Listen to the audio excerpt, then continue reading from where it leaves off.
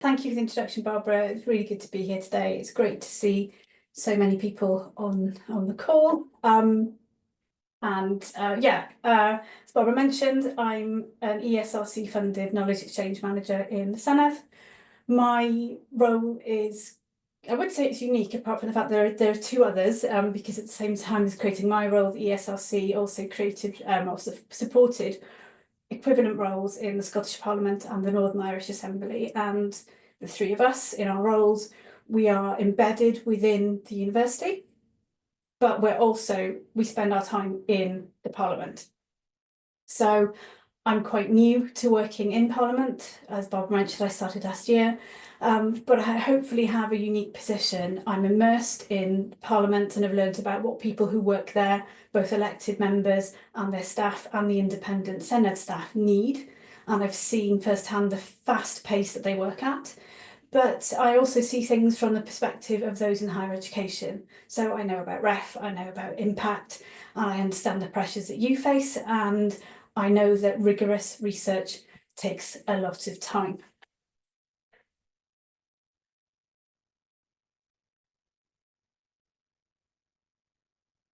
So, outline of what we're going to look at today, why parliaments need research.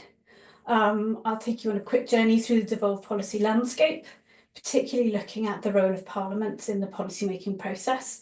And I'll also outline some practical ways that you can do more with your research in the policy world. Some of this you may already know, some of it may come across as basic, but it's really important to clarify a few aspects for you. But first of all, I'd like you to describe your most recent research in 5 words or less. There's a Menti code up there. If you go to menti.com and use the code 59813987, you should be able to join.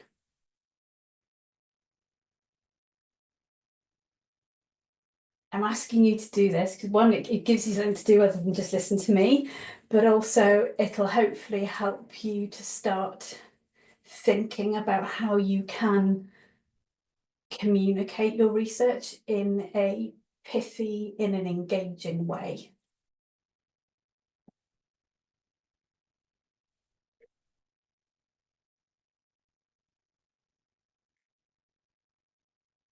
There we go. It works.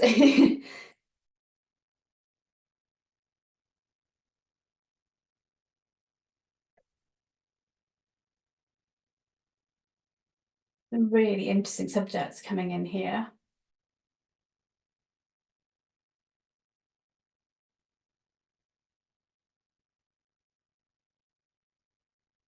For the research here, I can already see there's a number of topics that are relevant to policy making in Wales and across the UK. Policy making is a completely different world to academia, and understanding this world and being able to communicate your research should be in your mind from the very beginning. And being able to describe your research so it could be understood by people outside of your world is the first steps. Wow, there's loads. This is fantastic. You're all doing really interesting work. There's definitely policy relevance in what you're doing. I'm going to pause to clarify what I mean by policy making. It's how political ideology is turned into action, how the ideas and visions of politicians that we vote for meet reality.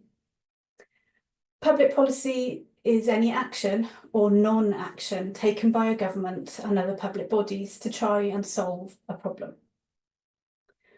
Policies can be a decision, a law, a proposal, a commitment, a strategy, an agreement, or a directive. And policies directly affect people's lives. But the reality of turning ideas into reality is messy. There are lots of competing interests, different people, different influences, and different systems involved. There's understandably a lot of focus on governments, but as you'll hopefully see this morning, parliaments and other public bodies have important policy-making roles. And Keynes said, "There's nothing a government hates more than to be well informed, for it makes the process of arriving at decisions much more complicated and difficult." So I'd like to open a question to you again.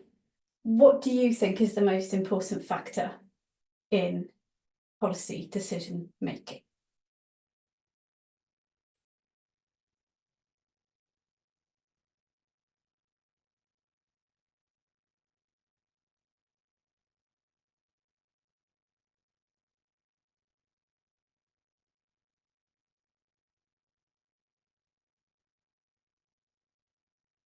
So much quicker off the mark than most academics are in terms of bringing in cost effectiveness and finances. I've delivered training to more established academics, and money's often really low down their list. So you've got a good understanding of what goes into the mix and what has to be considered. But as you can see there, there's a lot. There's a lot in the mix. There's also just politics, political appetite, public appetite. But yeah, you're showing a really good handle on what gets put in the policy decision-making mix.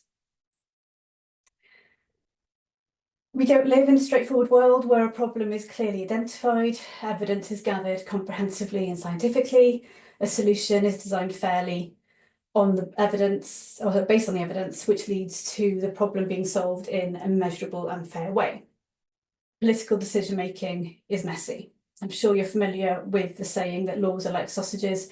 It's best not to see either of them being made.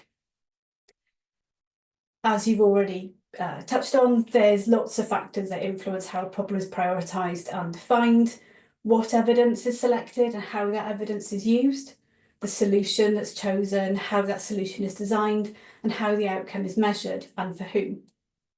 Political decisions are made based on a mix of factors, and sometimes one factor will outweigh others, rightly or wrongly.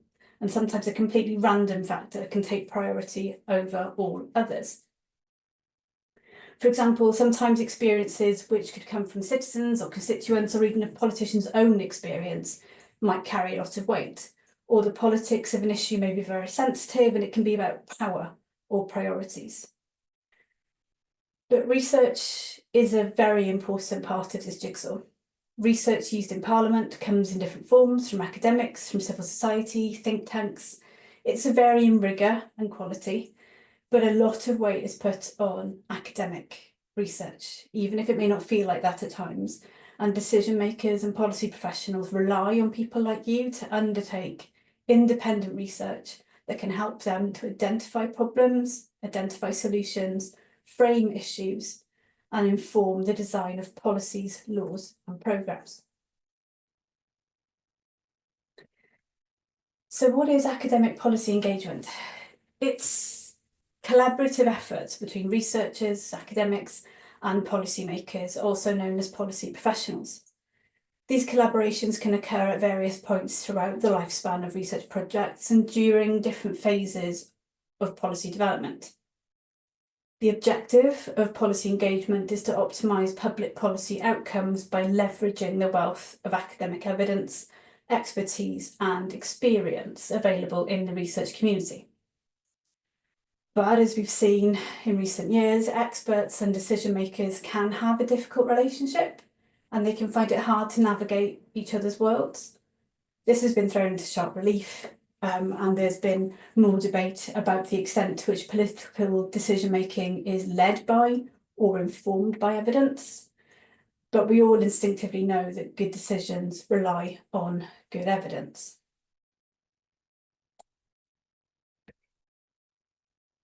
So you might be thinking, if this process is messy and success isn't guaranteed, why would you engage with Parliament?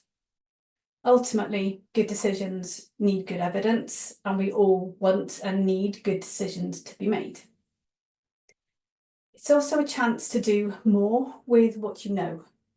You can draw attention to your research, broaden its dissemination to new audiences, which can lead to generating research impact. You're also helping to inform democratic debate, including that in the public and in the media.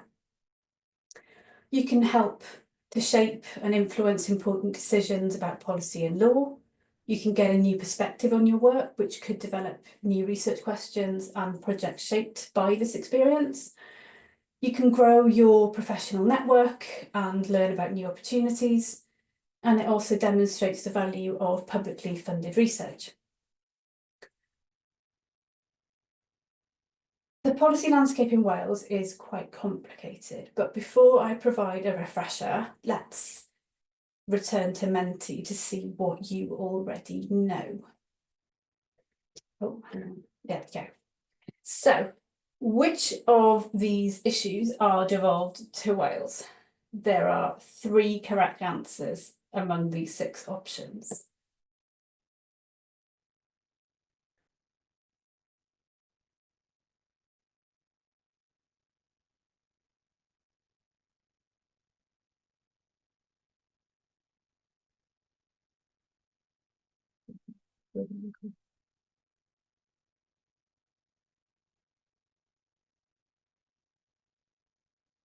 Right. The vast majority of you are absolutely spot on. It's social care, transport and higher education. You really are putting established academics to to the test here. You've got a really good knowledge. Okay, so how many members does the Senedd currently have?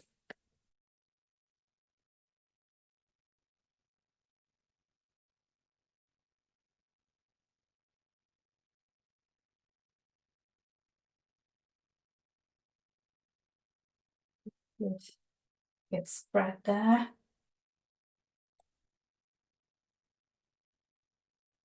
It's 60. However, the Senedd will be growing after at the 2026 election, when there'll then be 96 members. What do parliaments do? Again, there's 3 right answers here. You can choose more than one. Do they check and challenge government actions and spending? Do they plan and implement policies, make laws, deliver public services, represent citizens?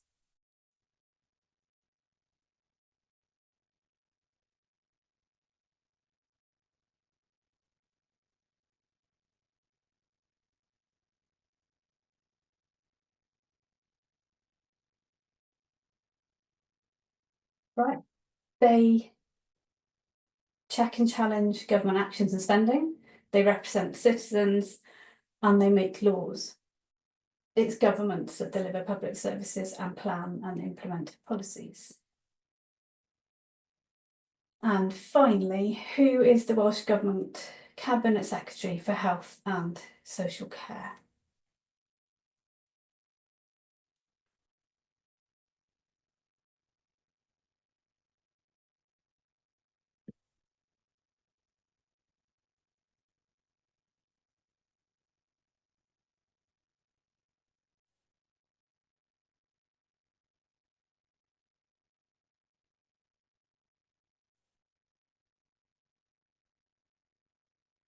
It's Jerry Miles. This feels like a bit of a trick question given the changes in government over the last 18 months or so. They've all held the role at various times in the past few years, but at present it's Jeremy Miles. So let's dive into what Parliament do in a little more detail. Devolution happened 25 years ago. And in Wales, it was mainly so decisions could be made closer to the Welsh people, taking into account the specific Welsh contexts. And it's constantly evolving. Devolution, as it started in 1999, is not the same as it exists now. Just realised that 26 years ago that it happened. In Wales, laws and policies on lots of important issues are decided and implemented by the Welsh Parliament and the Welsh Government. Devolved issues include health, education, economic development, housing, agriculture and more. And the remaining non-devolved issues also affect Wales, like most taxes, social security, justice, immigration and defence are decided at a UK level by UK Parliament and delivered by the UK Government.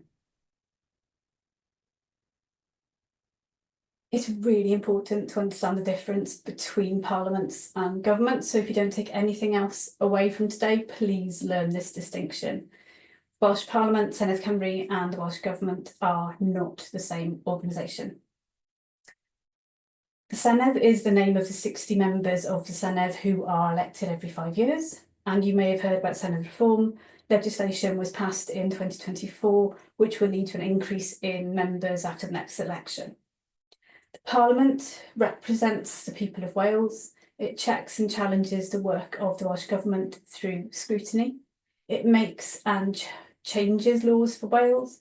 It debates important issues of the day and checks and approves government spending, including budgets. There's a lot of the draft budget was laid by the Welsh Government before Christmas, and so there's lots of budget scrutiny happening in Senedd at the minute.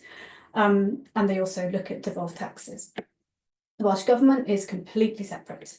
The government is formed by the party or parties that command the confidence of the Senedd by winning a majority in the Senedd or via a coalition. Some members of the Senedd are chosen to be ministers or cabinet secretaries, as in the latest cabinet, who go on to run Welsh Government departments. These propose new laws to the Senedd and do the day-to-day running of public services. The government is accountable to the Senedd, which means that ministers have to answer questions each week, and committees undertake inquiries into their actions and spending and scrutinise their proposed laws. This scrutiny is absolutely critical in a democracy, and it's really important that scrutiny is based on sound evidence. Each institution serves a different purpose, which you should bear in mind when you engage. The Senedd's smaller, does its work a lot more publicly, and involves people with a range of opinions, not just the ones government may agree with. It diagnoses problems and tries to find solutions. It holds those in power to account. Government's bigger, has a lot more practical impact. It is the delivery body for policies and laws. In terms of your engagement, it might be useful to think of the government as looking for solutions and the Senedd as a body that's looking to ask questions, but which also has an interest in potential solutions, while you consider the contribution of your evidence and expertise. Policy landscape can seem daunting, but there are some useful resources to help you to build your understanding of the policy context for the issue in which you're interested. Both the Senedd and UK Parliament are politically impartial, and Senedd Research and Post, which is the UK Parliament Office for Science and Technology, they don't only do science, they do research, publish articles and briefs that outline the context of issues of the day and developments linked to the work of the Welsh Parliament, Welsh Government and wider debate. Research.senedd.wales is really something of best kept secret. It exists to brief elected members ahead of debates in plenary or background to, in addition to their committee work. And it also helps support their work with constituents. They are really, really useful short articles. They outline the broader policy context of an issue. So at the present, there's guides to the draft budget. There's articles on reports that committees have published. They're just really handy if you want to know what the Welsh Government may have committed to on a certain issue, progress they've made towards meeting aspirations, ambitions or targets, and the relevant legislation or previous debates that have happened in the Senedd. They really are effectively cheat cards. They're really, really handy if you're looking to learn about the context of an issue and where your research may fit in. They could help you find those relevant policies, strategies, laws, commitments where you can hook your research onto and show where your research fits into that wider conversation.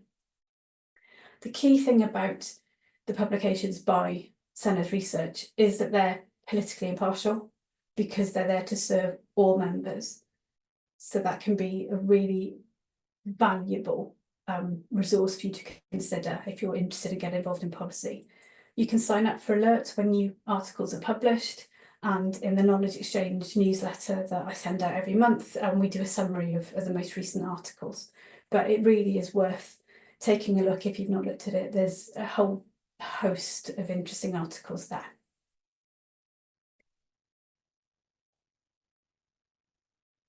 So there's lots of opportunities for academics to engage with Senedd. So your research can be used to inform democratic debate. There are two formal routes which are directly linked to Senedd business, which are committees and Senedd Research. Committees are formal cross-party groups of members that are tasked with overseeing government actions and spending or scrutinising draft laws in a specific policy area. A committee can choose to undertake work on a particular topic or issue. This can vary from a short one-day inquiry to many months of work. Evidence sessions can be gathered, are opportunities to gather evidence by inviting experts in and key organisations and those with relevant lived experience to give in-person evidence to the committee, and Larissa will be reflecting on that experience after I finish speaking, but they also put out calls for written evidence for them to consider, assess, and to feed into their final report of their findings, which makes recommendations to Welsh Government and other organisations. Anybody can give evidence: individuals, academics, public officials, frontline staff, charities, businesses. In the most recent review of evidence sources in Senedd inquiries, 11% came from academics, which may not seem like very much, but believe it or not, that is quite a significant growth on 5 years ago. And being invited to be a witness at a public hearing can seem an incredibly intimidating prospect, but if the opportunity arises for you, take it. Larissa will be reflecting on the experience, and she's a great advocate for getting involved and doing it, so hopefully she'll be able to share her experience and inspire you to get involved. But if you are invited to give evidence, then get in touch, because we can help to support you to get the best out of it, and we can put you in contact with other academics who've done it, and we can also give you links to evidence sessions so you can see how it could play out. It's a rare opportunity to get that invitation, but we have heard from people like Larissa that it is very possible to enjoy the experience. The great thing about interacting with Senedd committee inquiries is that all written and oral evidence is published online. So it's a great way to draw attention to your research and to get your name known. Written evidence certainly doesn't have to be a 20-page detailed study. It can be a couple of pages of insights or recommendations with links to further research. This evidence forms a mosaic, which helps to create a rich picture of an issue from different perspectives. It's used to inform the committee's report and its recommendations to government, which could hopefully then lead to changes in law or policy. Committees sometimes use specialist advisors on a longer term basis to advise them on a particularly complex area. For example, the Special COVID-19 Committee, COVID-19 Inquiry Committee, have recently announced that they've appointed Dr. Simon Williams from Swansea University to provide expertise to support their work. Senedd Research is the Senedd's in-house research service, where I spend most of my time. We support all members and committees in all of their roles in an impartial way. The service answers questions confidentially for members, writes briefings for committees, and publishes lots of research for everybody to read on research.senedd.wales. We work with academics to help us to support the work of the Senedd through knowledge brokerage, exchange opportunities like events, fellowships, research commissions. Dr. Emily Marchant will be joining us to talk about her experience of having research commissioned by a committee shortly. And a research.senedd was also hosts guest articles.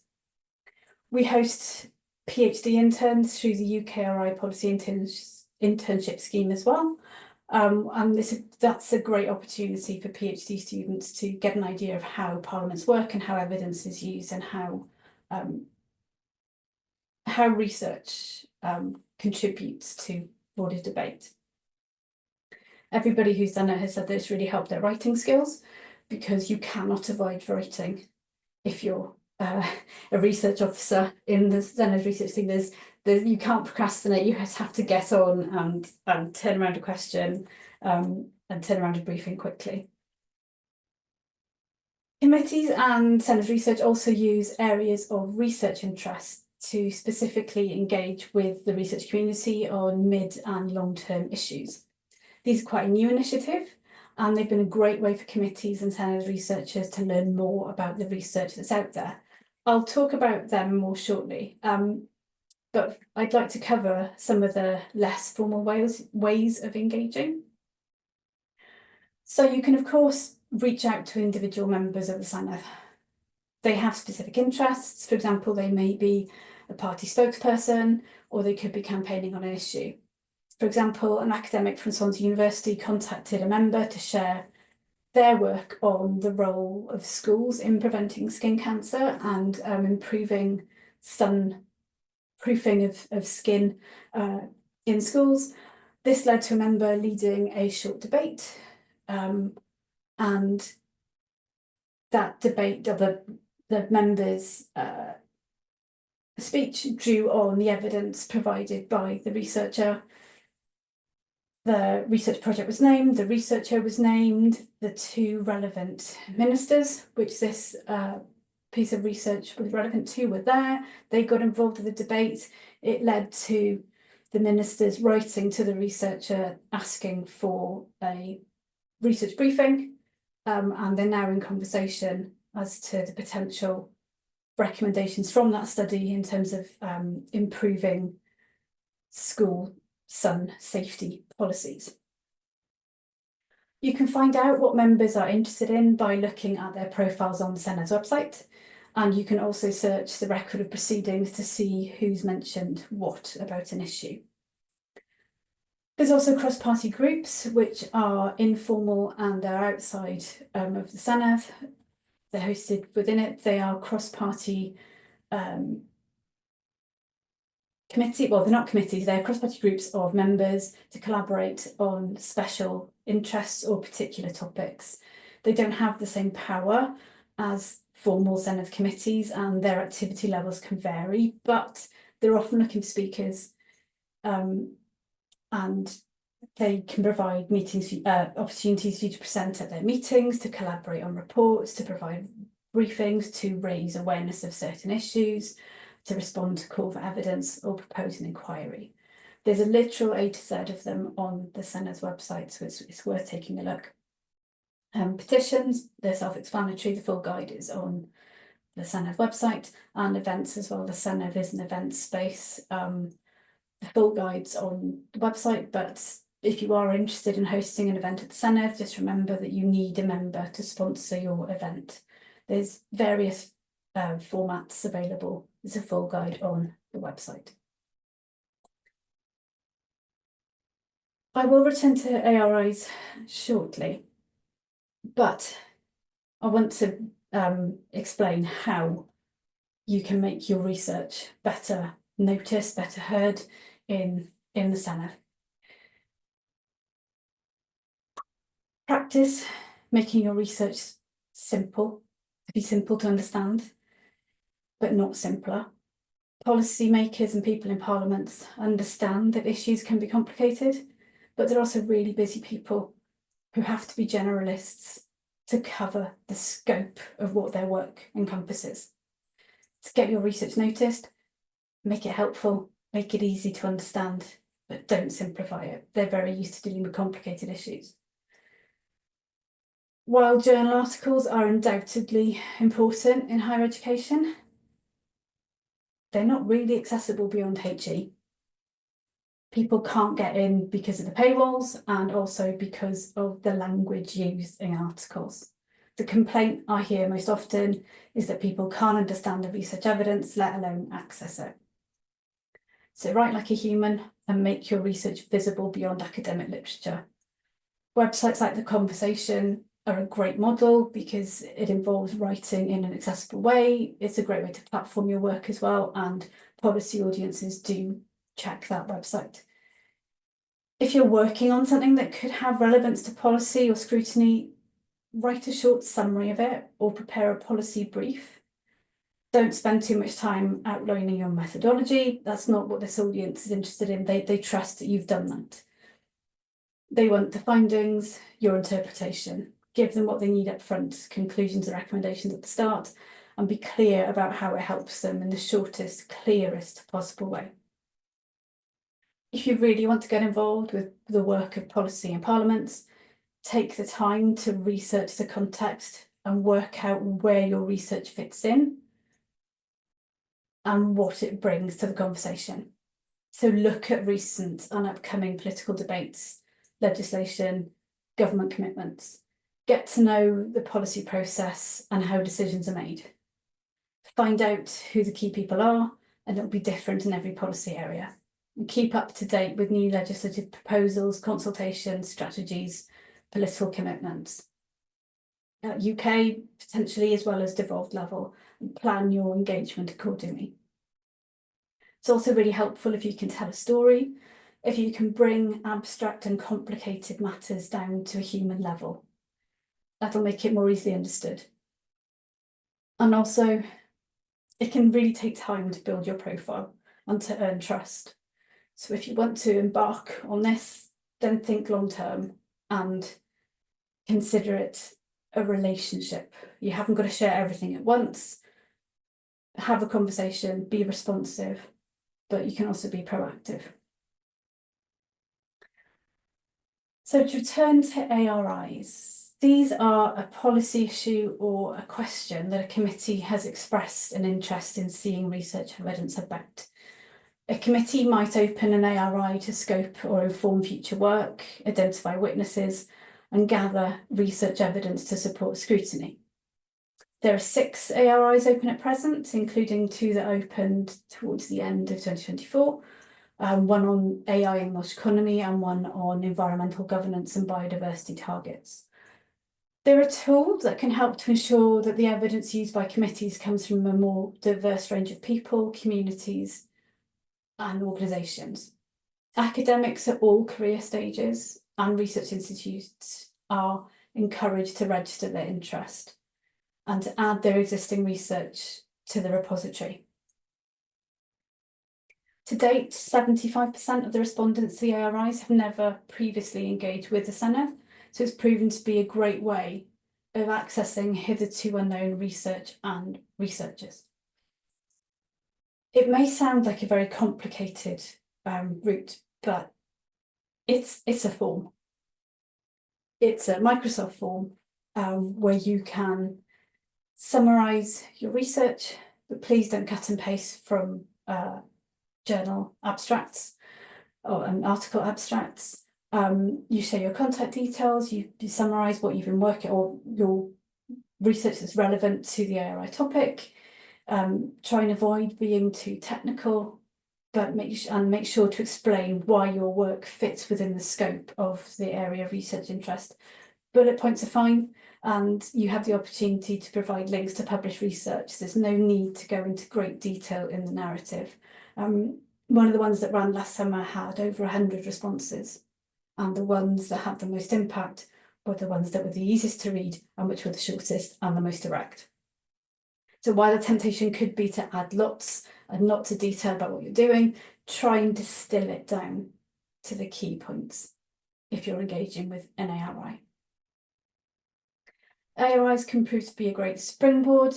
We'll be hearing from both Emily and Larissa later shortly, who are going to share their experiences. So Emily completed the ARI form for a health literacy investigation, and it led to her being commissioned to undertake research for the health and social care committee. She'll share her experience, and Larissa used it as one of, I think, multiple entry points into sharing her research with the Senedd, and it led to her, it raised her profile, and it led to her being invited to give evidence to the committee. They're both here today to share their experience and advice, and it's really interesting what they have to share. So I'm a magpie, and I've borrowed this diagram from a training session by Professor Mark Reed from Fast Track Impact. I appreciate that as an ECR, you already have a lot to do, and I understand that engaging with policy and Parliament can be daunting. At this stage in your career, it can be difficult to position yourself as an expert. Academic researchers know better than anyone all the things that you don't know, both individually and collectively. You might ask yourself who you are to provide advice, because you only understand what you perceive to be a small part of an issue, or because you've just not done policy before. But it's a chance to take ownership of your knowledge and your insight, and although you may not feel like an expert, you're a lot closer to being an expert than most other people.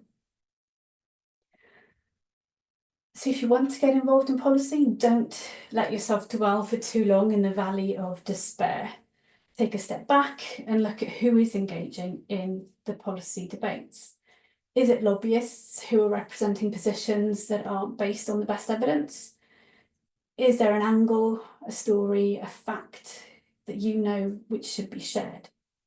Be courageous and take your first steps on the slope of enlightenment. If you're tempted by policy engagement but feel that you don't yet have the research findings to share, then you can take your time to practice the skills that you'll need. Get curious. Apply your research skills to the potential policy contexts. Check research.senedd.wales for articles relevant to your area. Look out for government strategies and commitments. Search the Senedd's record of proceedings for an idea of who said what. But also think beyond Parliament and government to work out the other key players in the debates.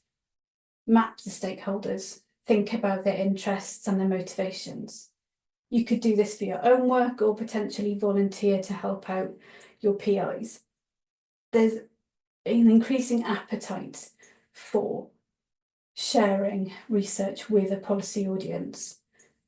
But the bit that a lot of people don't do is the grunt work, which is mapping the stakeholders, which is taking the time to work out whose voices are heard, who you could potentially collaborate with to get to amplify research and to amplify those voices.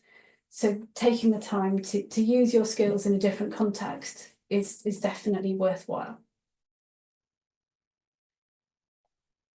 There are some tools, and I'll pop a link in the chat when we're doing the Q&A, so that you can have access to a few resources. But I've also got a very quick call to action, essentially. So there's 5 things you can do next.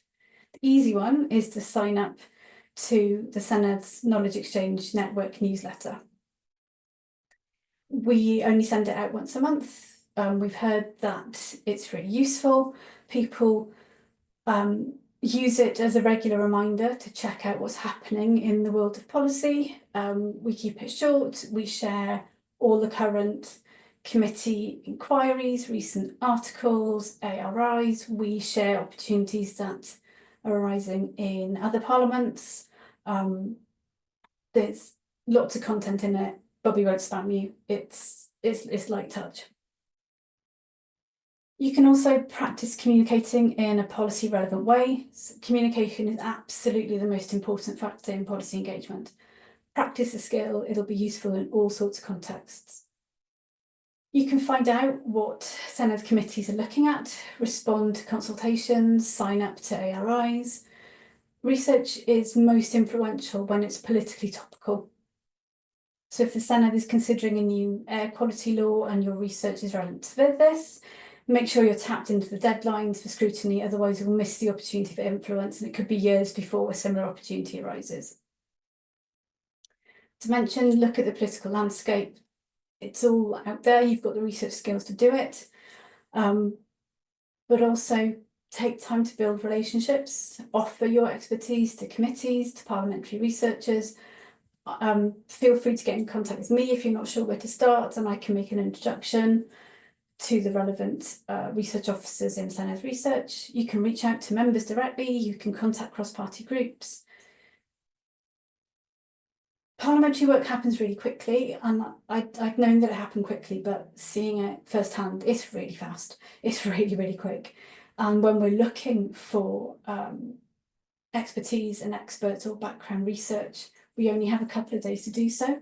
So we rely on Google Scholar, who we know work in this area, and we also now have good contacts with the impact officers in each of the universities in Wales. So if they know about your work, I meet with them monthly. I share opportunities with them. So if they know about you, they can tell me about you as well. And I can then pass it on. I'm very much a node. I'm here to connect people. LinkedIn also is where a lot of people are now promoting their research, and where policymakers are looking for expertise. There's lots of advice out there as to how you build that profile, but it's definitely worth sharing your publications with short summaries and building a profile there. It's not as cringe as it used to be. It's definitely it's beginning to move away from yeah, that kind of corporate speak. There's a lot more researchers on, there's a lot more policy audiences on there, and it's just really interesting. The new cohort of MPs that were elected to UK Parliament in the summer, a number of them have been sharing what they found useful, or their staff have been sharing what they found useful, and they've said that please don't send me a report, never send me an email that says urgent in it when it's really not urgent, given the volume of correspondence they deal with. So definitely have a look on there. It's a really good way to dip your toe in and make connections and promote what you're doing. The more relationships you build, the better your chances will be, because the networks will become a network of networks and a web. So hopefully this has given you a flavour of the potential pathways for you to share the relevance of your research and maximise those opportunities. Keep in touch with me. As I said, I am very happy. I'm an intermediary. I'm very happy to provide advice or to link you up with relevant members of the Senedd research team, and to help you build those connections. But yeah, I'm very much here to help. Thank you very much. Diolch yn fawr.